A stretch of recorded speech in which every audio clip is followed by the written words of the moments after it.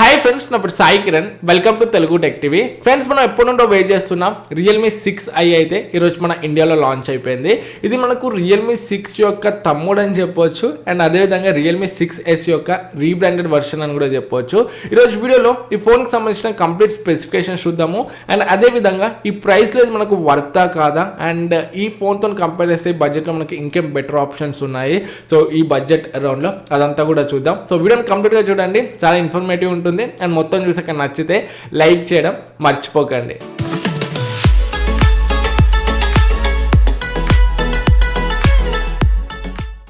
Friends, first మనము specification చూద్దాము, తర్వాత ప్రైసింగ్ అండ్ నా ఒపీనియన్స్ అయితే మీతో షేర్ చేసుకుంటాను.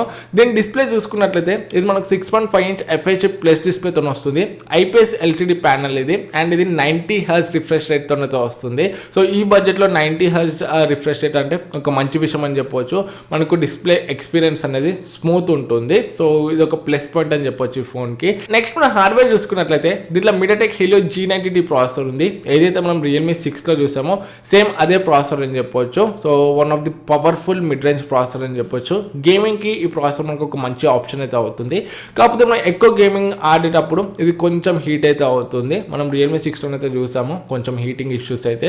సో చూడాలి దీంట్లో వీళ్ళు ఏమన్నా ఇంప్రూవ్మెంట్ చేశారో, లేకపోతే సేమ్ మనకు Realme 6 లానే దీంట్లో కూడా మనకి హీటింగ్ ఇష్యూస్ ఉన్నాయో సో మనం గేమింగ్ రివ్యూ టెస్ట్ చేసాకనే తెలుస్తుంది.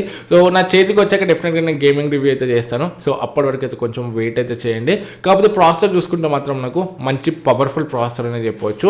అండ్ దీంట్లో మనకు UFS స్టోరేజ్ ఉంది, అండ్ ట్రిపుల్ స్లాట్తో వస్తుంది. అంటే 2 SIM cards and 1 memory card 3 at a time అయితే వేసుకోవచ్చు. సో ఇది కూడా ఒక మంచి విషయం అని చెప్పవచ్చు.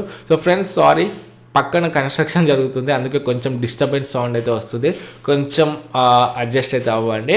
అండ్ నెక్స్ట్ మనం కెమెరాస్ చూసుకున్నట్లయితే బ్యాక్ సైడ్ మనకు క్వాడ్ కెమెరా సెటప్ ఉంది. ఒకటి 48 మెగాపిక్సెల్ సెన్సార్ f1.8 అపర్చర్తో వస్తుంది, అండ్ ఇంకొకటి 8 megapixel ultra wide angle lens, 2 megapixel macro short lens, and ఇంకొక 2 మెగాపిక్సెల్ డెప్త్ సెన్సర్ అయితే ఉంది. ఫ్రంట్ చూసుకుంటే 16 మెగాపిక్సెల్ సెల్ఫీ కెమెరా ఉంది, పంచోల్ కెమెరా ఇది.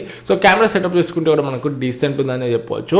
నెక్స్ట్ మనం బ్యాటరీ చూసుకున్నట్లయితే దీంట్లో 4300 mAh బ్యాటరీ ఉంది. ఇది మనకు Type-C పోర్ట్తో వస్తుంది. అండ్ ఫాస్ట్ ఛార్జింగ్ టెక్నాలజీ చూసుకుంటే దీంట్లో 30 వాట్ ఫాస్ట్ ఛార్జింగ్ టెక్నాలజీ అయితే ఉంది. ఫ్రెండ్స్, ఇది మనకు 30 వాట్ ఫాస్ట్ ఛార్జింగ్ సపోర్ట్ చేస్తుంది ఫోన్. కాకపోతే బాక్స్లో మాత్రం మనకు ఓన్లీ 20 వాట్ ఫాస్ట్ ఛార్జింగ్ మాత్రమే ప్రొవైడ్ చేస్తున్నారు. So charging speed and battery చూసుకుంటే మనకు డీసెంట్ ఉందని చెప్పవచ్చు.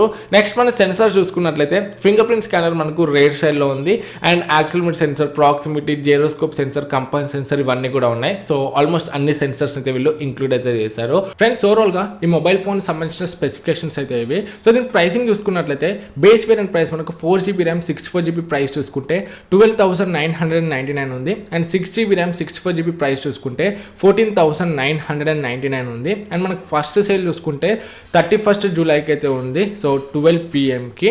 అండ్ ఇది మనకు 2 కలర్స్లో అయితే అవైలబుల్గా ఉంది, లూనర్ వైట్ ఒకటి అండ్ ఇంకా ఎక్లిప్స్ బ్లాక్.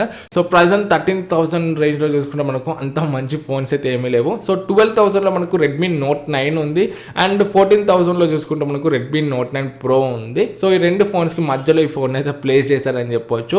సో 13,000 పరంగా చూసుకుంటే ఇది మనకు ఒక మంచి ఆప్షనే అవుతుంది. సో మనం Redmi Note 9తో కంపేర్ చేస్తే మనకి దీంట్లో డిస్ప్లే అనేది 90 Hz రిఫ్రెష్ రేట్ డిస్ప్లే ఉంటుంది. అండ్ కెమెరా చూసుకుంటే ఫ్రంట్ దీంట్లో 16 మెగాపిక్సెల్ ఉంటుంది. Redmi Note 9లో మనకు 13 మెగాపిక్సెల్ ఉంది, అండ్ దీంట్లో మనకు G90T ప్రాసెసర్ ఉంది. సో మనకు G85తో కంపేర్ చేస్తే G90T అనేది కొంచెం బెటర్ అయితే ఉంటుంది. అండ్ ఈవెన్ మనం Note 9 Proలో మనకు స్నాప్డ్రాగన్ 720G ఉంది కదా, సో 720Gతో కంపేర్ చేసినా కూడా మనకు G90T అనేది కొంచెము పవర్ఫుల్ ప్రాసెసర్ అని చెప్పొచ్చు గేమింగ్ కోసము. సో ప్రాసెసర్ అయితే మనకు దీంట్లో బెటరే ఉంది. సో ఓవరాల్గా చూసుకుంటే మాత్రం 13,000 ప్రైసింగ్లో మనము ఈ ఫోన్ అయితే కన్సిడర్ అయితే చేయవచ్చు. మీ ఒపీనియన్స్ ఏంటి ఈ Realme 6i గురించి కింద కమెంట్స్లో షేర్ చేసుకోండి. వీడియో నచ్చితే వీడియోని లైక్ చేయండి. ఫస్ట్ టైం ఛానల్కి వచ్చుంటే ఇలాంటి టెక్నాలజీ సంబంధించిన వీడియోస్ కోసం ఛానల్కి సబ్స్క్రైబ్ అయ్యి దాని పక్కన ఉన్న బెల్ ఐకాన్ యాక్టివేట్ చేసుకోవడం మర్చిపోకండి. మళ్ళీ నెక్స్ట్ వీడియోలో మేము ముందుకు వస్తాను. అప్పుడు this is Sai Kiran from Telugu tech TV signing out. జై హింద్.